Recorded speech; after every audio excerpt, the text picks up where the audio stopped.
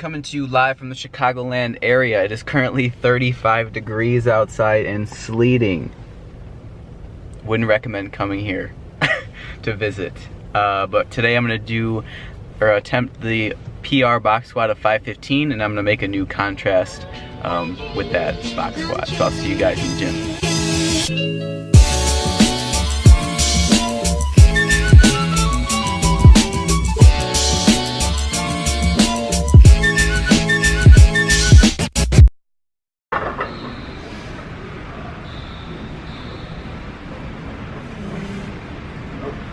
Oh.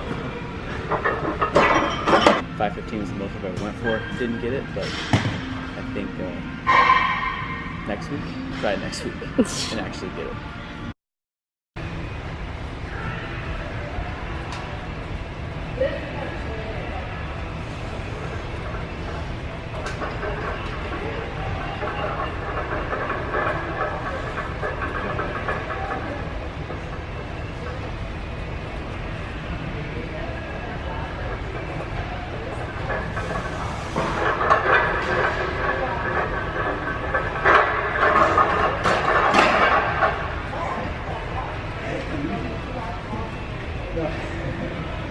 You helped me break faster when your style was like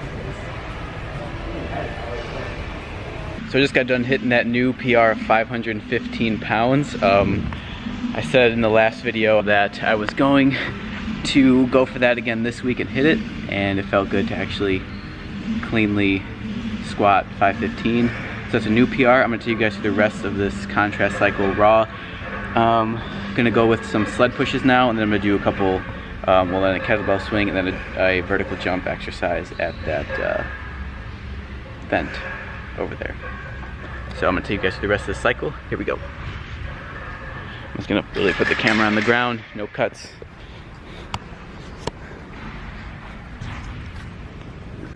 So what you guys are about to see is one way that I like to do these sled pushes.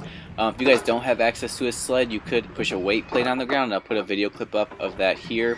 Just basically adding resistance to your sprint motion. Now another way I like to do these, which kind of more closely mimics an actual sprint, is wrapping a band with a belt around my waist, and then I'll actually pull it instead of push it. Alright, gonna keep it going. Exercise number 3, kettlebell swing. Now this is one way I like to do these kettlebell swings.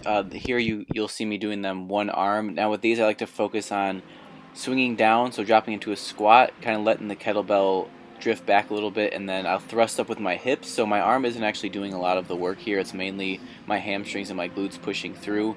I'll also do these with the resistance band, 2-arm kettlebell swing, and the 1-arm variation that you guys see right now.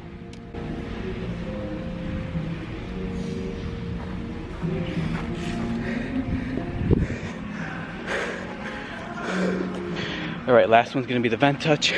I'm going to do 2 jumps each side and then 1 straight up.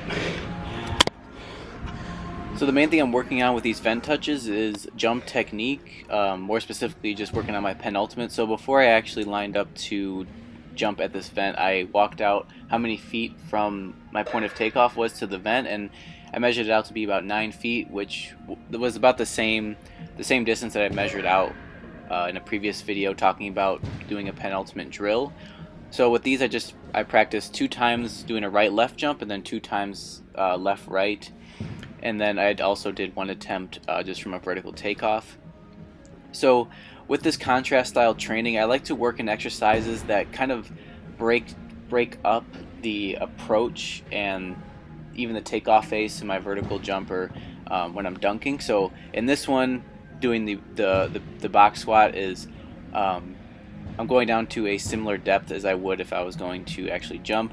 With the sled pushes, that's just basically working acceleration, so starting from a dead stop and then trying to get into a full sprint.